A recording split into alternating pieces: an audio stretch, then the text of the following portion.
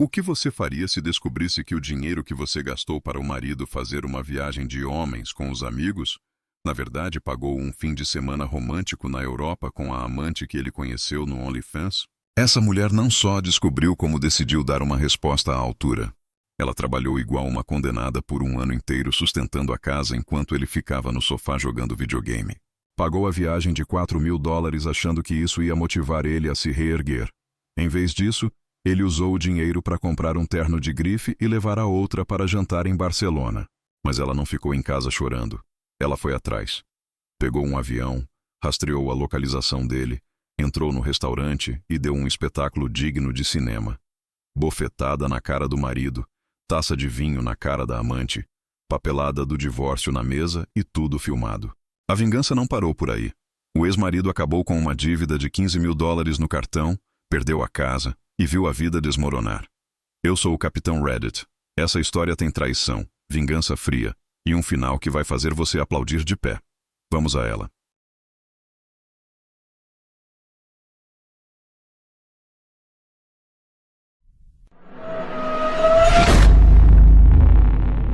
Meu esposo me pediu para financiar a viagem de homens para Barcelona quando na realidade ele ia com a amante do OnlyFans.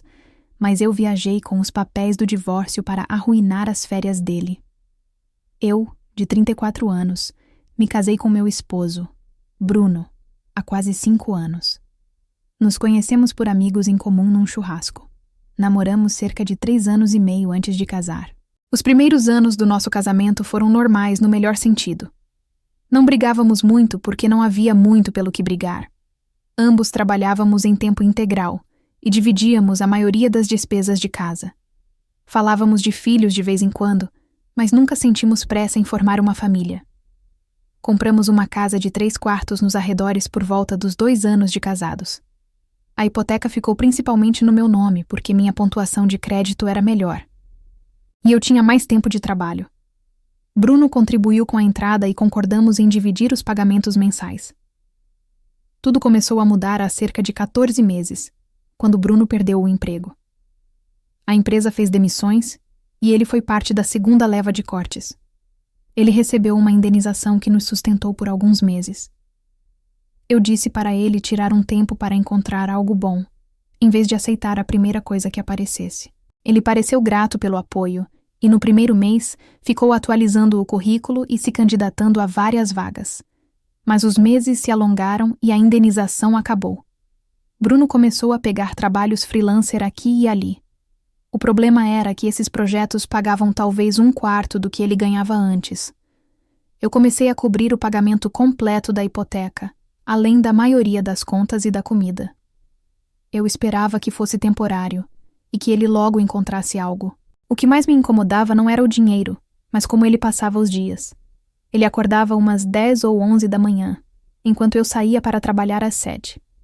Quando eu voltava à tarde, ele estava no sofá vendo TV ou jogando videogame. Os pratos do almoço ainda estavam na pia.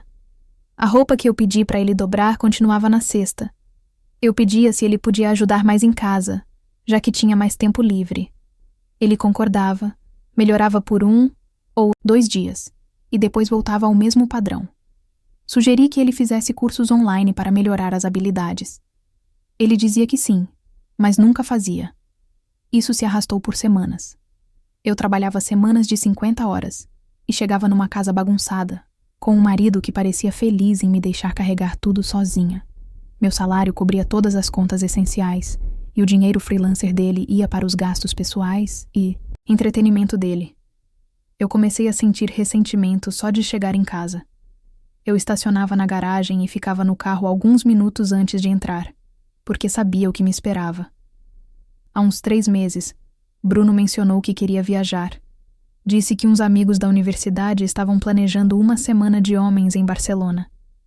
Ele não via esses amigos há mais de 1 ano e achava que uma viagem faria bem para ele se reenergizar. A viagem custaria cerca de $4.000 entre voos, hospedagem e despesas. Ele prometeu me pagar de volta quando conseguisse um emprego de verdade. Disse que precisava disso e que talvez um descanso o fizesse voltar mais motivado. Eu hesitei por uns dias antes de aceitar. Pensei que talvez ver os amigos bem-sucedidos e com a vida em ordem, o motivasse a melhorar a sua. Na semana antes da viagem, notei que ele estava muito no celular. Achei que era para acertar os detalhes da viagem, mas ninguém planeja uma viagem em segredo. Ele virava a tela quando eu passava, ou ia para outro quarto para atender ligações. Quando eu perguntava com quem estava falando, ele dizia que eram os amigos combinando os planos. 2 dias antes do voo, eu o ajudei a fazer a mala porque ele pediu para eu ver se não esqueceria nada importante. Abri a mala para arrumar melhor e encontrei um terno cinza grafite com etiqueta de grife. Parecia caro e ainda estava na capa com as etiquetas. Levantei o terno e perguntei por que ele levava um terno para uma viagem casual de homens em Barcelona. Ele mal levantou os olhos do celular e disse que talvez fossem a um restaurante chique ou a uma boate. Apontei que ele nunca usava ternos e que seu estilo de viagem era camisetas e jeans. Ele deu de ombros e disse que queria se arrumar bem, só por uma vez. A explicação foi fraca, mas eu não tinha provas concretas de nada, então deixei pra lá. Guardei o terno e terminei de ajudá-lo a fazer a mala. Por volta das 2 da manhã, ouvi Bruno se levantar. Pensei que fosse ao banheiro, mas então o ouvi falando baixinho. Fiquei parada, fingindo que estava dormindo. Ele estava no banheiro com a porta quase fechada e eu o ouvia sussurrando, mas não conseguia distinguir as palavras. Ele voltou para a cama uns 10 minutos depois.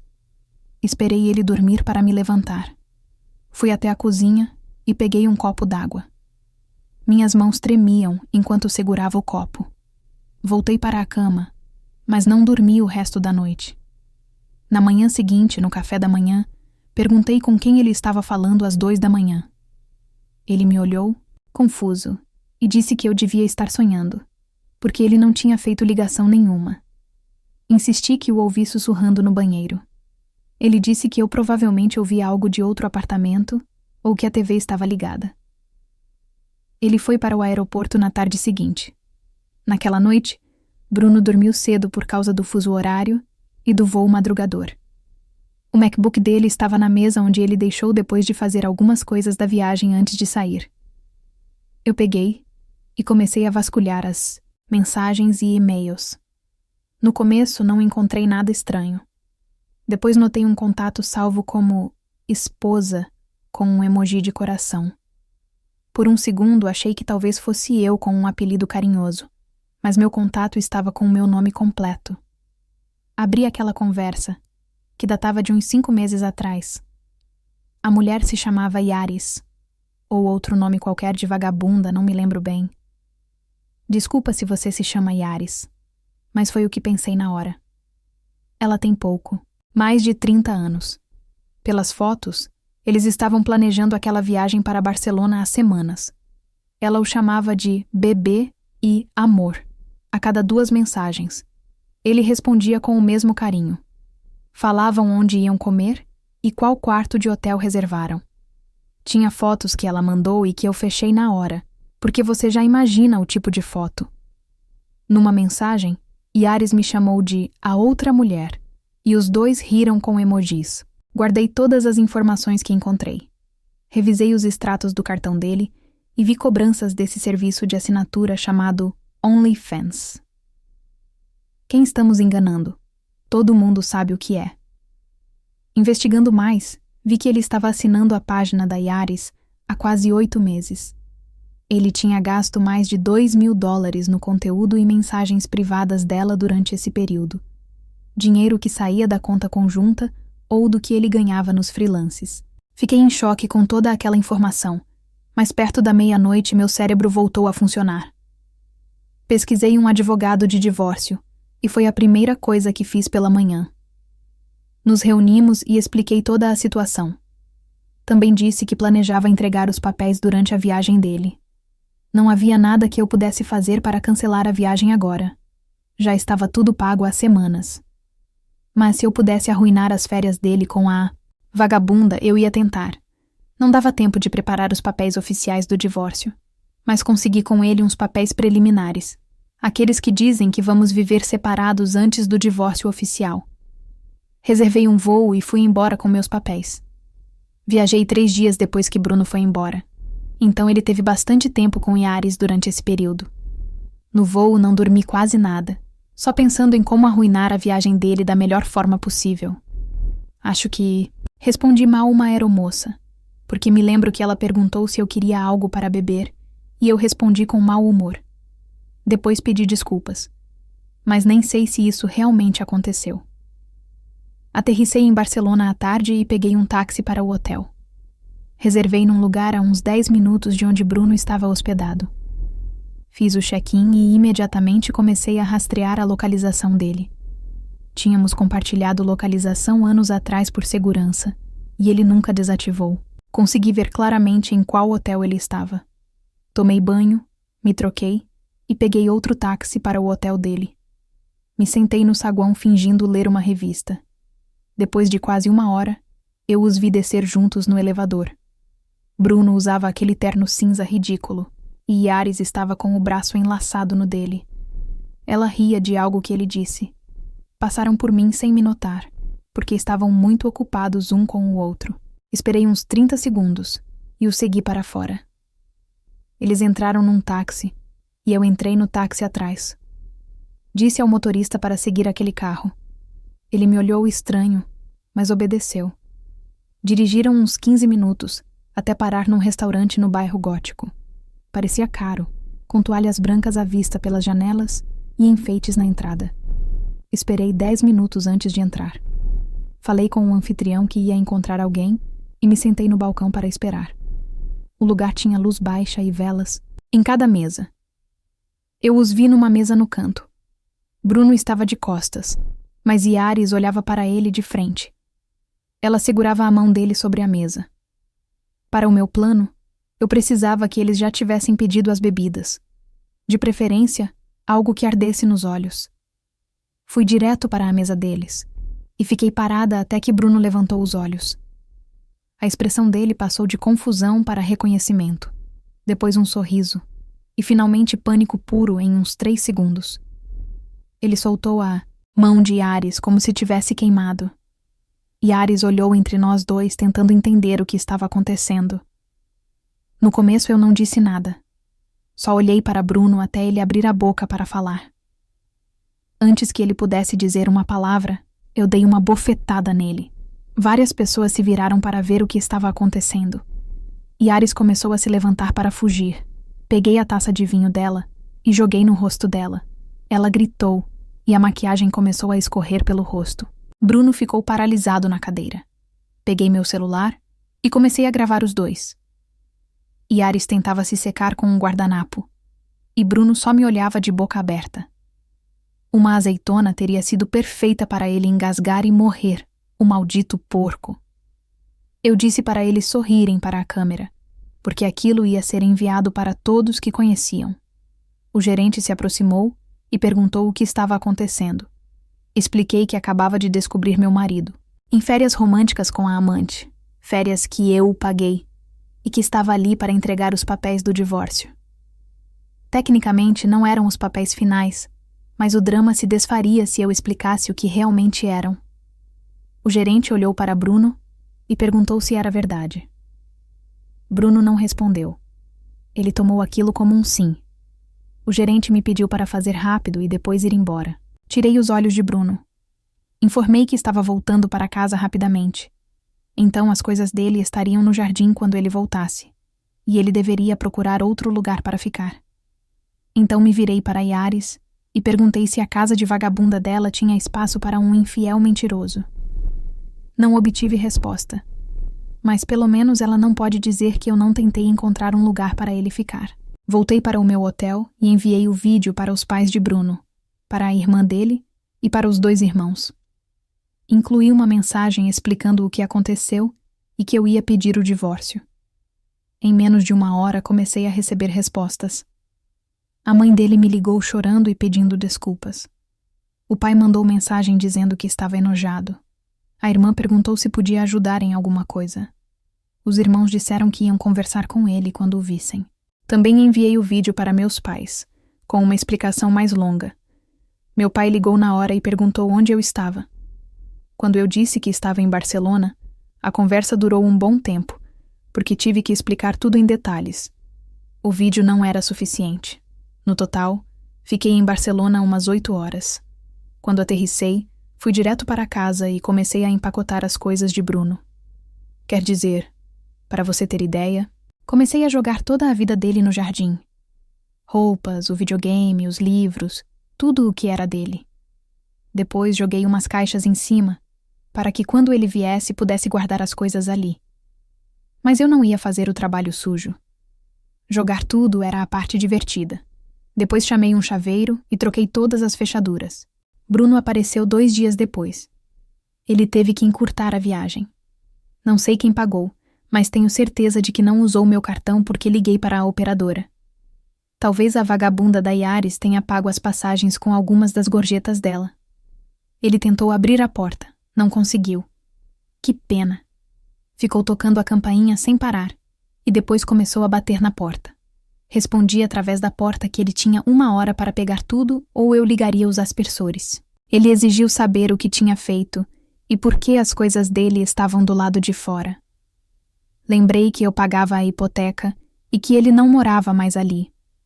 Ele disse que também era a casa dele e que eu não podia expulsá-lo assim, mas os papéis estavam no meu nome, então ele podia se retirar da minha propriedade. Ele começou a gritar que tinha direitos e que ainda estávamos casados. Eu disse que isso se resolveria em breve. Ele continuou batendo por mais alguns minutos e depois o vi colocando as coisas em caixas. Estavam um pouco úmidas por ficarem 2 dias no jardim, mas ele teve sorte de o bairro ser seguro e ninguém ter mexido em nada. Quando ele terminou de carregar tudo, tocou a campainha mais uma vez e eu o ouvi chorando atrás da porta. Ele dizia que tinha errado e que já tinha acabado com a Yaris. Me implorou para deixá-lo explicar. Eu expliquei ligando os aspersores. Na verdade, fiz um favor a ele. Ele saiu todo molhado, então ninguém ia saber que ele estava chorando. Vamos ver se eu entendi direito. Ele passou mais de 1 ano encostado no sofá, enquanto ela trabalhava 50 horas por semana para pagar a casa e as contas. Pegou $4.000 que ela ganhou para viajar com a amante. E quando foi descoberto, ainda teve a coragem de chorar atrás da porta pedindo uma chance para explicar. Explicar o quê? Que ele gastou $2.000 no OnlyFans da amante enquanto ela pagava a comida dele? Que ele chamava a amante de amor e se referia à esposa como a outra mulher? A única explicação que ele merecia era a que ela deu. Os aspersores ligados e as malas molhadas no jardim. Não falo com ele desde então. Isso foi na semana passada. Meu advogado tem cuidado de tudo. Bruno tentou ligar e mandar mensagens, até que finalmente parou. Bom, na verdade, ele parou quando eu bloqueei ele em tudo. No único lugar que não bloqueei foi no OnlyFans, mas isso porque não tenho conta lá. Atualização 1. O processo de divórcio está avançando. Meu advogado disse que deve ser finalizado em breve porque não temos filhos, e a maioria dos bens está claramente separada. Além disso, já começamos a viver separados, embora Bruno tenha sido forçado a isso. O advogado de Bruno tentou argumentar que ele merecia metade do valor da casa, mas o meu advogado rebateu, rapidamente com os documentos da hipoteca e provas de que eu paguei quase todas as despesas da casa por mais de 1 ano. Se contarmos o dinheiro que cada um colocou, a divisão é de 75% para mim e 25% para ele.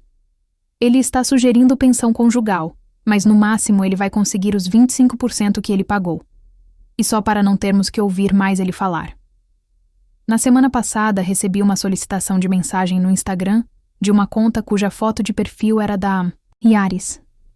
Iria ignorar, mas a curiosidade falou mais alto e abri a mensagem. Ela começou dizendo que sabia que eu provavelmente a odiava e que entendia o porquê. Depois entrou numa longa explicação de como ela e Bruno se conheceram. Segundo ela, ele se inscreveu no OnlyFans dela e se tornou um dos seguidores habituais. Ela também me contou que tipo de fetiches ele tinha e por que Bruno era tão viciado neles, mas prefiro que vocês mantenham a última refeição dentro do estômago. Ele mandava mensagens para ela dizendo o quanto ela era linda e o quanto apreciava o conteúdo dela. Ela disse que depois de alguns meses conversando pela plataforma, migraram para um aplicativo de mensagens privado porque conectaram. Imagino que seja palavra de vagabunda para dizer que ele parou de enviar dinheiro pela plataforma, economizando a comissão ao pagar direto. Ele contou para ela que era infeliz no casamento e que a esposa o fazia sentir-se insuficiente. Yaris escreveu que sentiu pena dele porque parecia um cara doce, que só era incompreendido. De novo, mais linguajar de vagabunda que se traduz como ele me dava dinheiro. Começaram a fazer videochamadas e eventualmente decidiram se encontrar pessoalmente. A viagem para Barcelona seria a primeira escapada romântica real dos dois juntos. Yaris disse que Bruno contou que estava separado de mim e que só esperava o momento certo para pedir o divórcio. Afirmou que não tinha ideia de que ainda vivíamos juntos como um casal até eu aparecer no restaurante. Depois a mensagem ficou estranha. Yaris disse que Bruno a bloqueou em tudo depois que voltamos de Barcelona. Ela tinha tentado contato por várias contas e números, mas ele não respondia. Escreveu que estava arrasada porque tinha sentimentos reais por ele e achava que tinham algo especial. A última parte da mensagem foi o que mais me impactou. Yaris me perguntou se eu podia ajudá-la a entrar em contato com Bruno. Ela sabia que era muito pedir, mas também sabia que tudo tinha acabado entre mim e ele. Se ela não tivesse escrito essa última parte, provavelmente eu teria me poupado de responder. Mas a audácia e o senso de direito eram fortes nela. Pesquisei como se diz vagabunda em italiano, porque para essa mulher não existem idiomas suficientes, e comecei a frase com isso. A mensagem foi: se você amava que ele te desse dinheiro, lamento informar que esse dinheiro era meu e não tenho interesse em ser sugar mommy de ninguém. Depois bloqueei. Meu advogado também descobriu algo interessante revisando os registros financeiros. Bruno tinha aberto um cartão de crédito no nome dele há uns 6 meses, sem me contar nada. Acumulou quase $15.000 de dívida nesse cartão. A maioria das cobranças era por assinaturas do OnlyFans, presentes que ele mandou para outras vagabundas como Yaris, e gastos da viagem para Barcelona que eu não cobri diretamente. Como o cartão estava só no nome dele, eu não sou responsável por essa dívida. Ele estava gastando cada dólar que ganhava na plataforma, enquanto eu cobria todas as nossas despesas reais. Com isso, é provável que ele não consiga nem os 25%. Também soube pela irmã dele que Bruno estava morando com os pais desde que o expulsei. Aparentemente, eles não estavam nada felizes com a situação e estavam pressionando ele para arrumar um emprego. A mãe dele me ligou na semana passada para se desculpar de novo e dizer que eu merecia alguém melhor. Eles estão envergonhados dele. Meus pais têm sido muito presentes. Minha mãe ofereceu para vir ficar comigo umas semanas, mas disse que estou lidando bem sozinha. Não estou tão triste quanto imaginava que estaria. Foi catártico dar aquela bofetada e jogar o vinho na cara da vagabunda. Para quem perguntou nos comentários, não. Ela não derreteu como uma bruxa. A menos que você conte a maquiagem escorrendo como parte da cara dela. Atualização 2. O divórcio foi finalizado há 3 semanas. Fiquei com a casa, meu carro e todos os meus bens separados. Bruno ficou com o carro dele, as coisas pessoais e a dívida dele. A juíza não concedeu nada do valor da casa para ele, porque ele passou todo esse tempo vivendo do meu dinheiro enquanto transava com uma vagabunda. A juíza não usou essa palavra, mas eu teria pago para ouvir ela dizer. A irmã dele me escreveu para dizer que ele se mudou para um apartamento com 2 colegas e finalmente conseguiu um emprego em tempo integral. Disse que ele estava passando dificuldades financeiras por causa da dívida do cartão e parte dos honorários advocatícios. Não pediu para eu sentir pena dele. Foi para eu me sentir melhor sabendo que ele está pagando pelo que fez. Não soube mais nada de Yaris. Talvez ela tenha conseguido outro marido infiel para pagar as coisas dela. Ou talvez não esteja mais interessada em Bruno agora que ele é um pobre coitado. A ironia é que eu me importava com ele quando ele era pobre, mas agora ele que se revire na própria merda. Como tenho muito menos despesas e não tenho um inútil morando em casa, tenho colocado dinheiro extra na hipoteca para acumular patrimônio mais rápido. A casa ficou um pouco grande para mim sozinha, mas consigo pagar e sempre posso vender se quiser me mudar. As pessoas perguntaram sobre os amigos em comum e de que lado eles estão. Não há muito o que mencionar, porque eles fizeram a coisa certa. Eu não enviei o vídeo para eles, mas eles viram de qualquer forma. E a opinião deles sobre Bruno não é muito diferente da de vocês. Não comecei a sair com ninguém e não tenho interesse agora. Fiquei muito tempo casada, agora preciso de tempo para aprender a viver sem estar casada. Atualização 3. Me fizeram voltar aqui. É como uma doença sexualmente transmissível.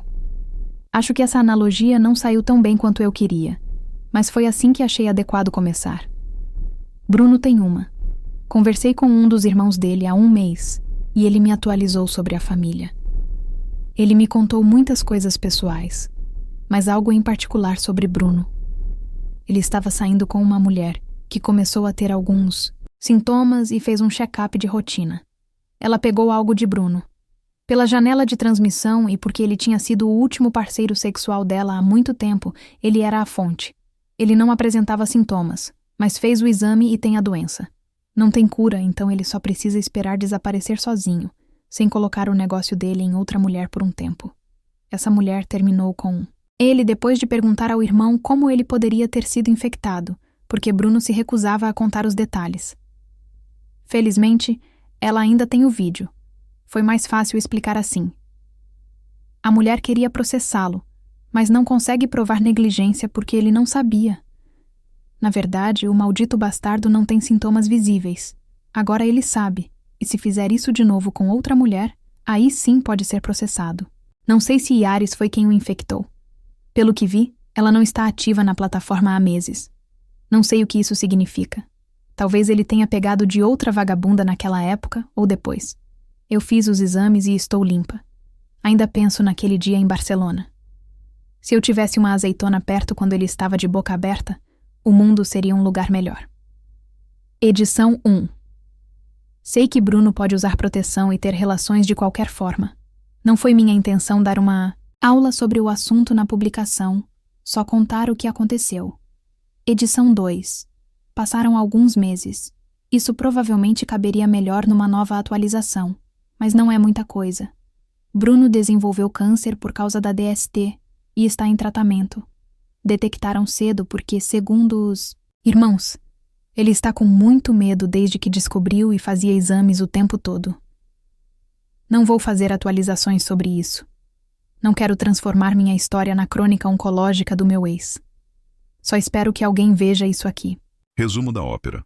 Ela pagou a viagem, descobriu a traição, viajou para Barcelona, deu uma bofetada, jogou vinho na amante, entregou os papéis, devolveu as coisas do cara molhadas no jardim, ficou com a casa e ainda viu o ex pegar uma DST e desenvolver câncer. Enquanto isso, a amante do OnlyFans ficou sem o Sugar Daddy e ainda teve a cara de pau de pedir ajuda para reconquistar ele. Agora a pergunta que fica: até onde você iria para se vingar de uma traição? Só a bofetada e o vinho na cara já bastariam? Ou faria igual essa mulher e pegaria um avião para arruinar as férias do infiel no exterior? Essa foi só uma onda no mar de histórias reais. Inscreva-se, ative o sininho e continue navegando comigo no Capitão Reddit.